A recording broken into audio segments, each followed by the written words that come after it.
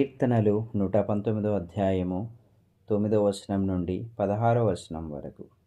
యవనస్తులు దేనిచేత తమ నడతను శుద్ధిపరచుకొందురు? నీ వాక్యమును బట్టి దానిని జాగ్రత్తగా చూచుకొనుట చేతనే గదా. నా పూర్ణ హృదయంతో నిన్ను వెతికియున్నాను. నన్ను నీ ఆజ్ఞలను విడిచి తిరగనీయకుము. నీ ఎదుట నేను పాపం చేయకుండానట్లు నా హృదయంలో నీ వాక్యము ఉంచుకొని ఉన్నాను.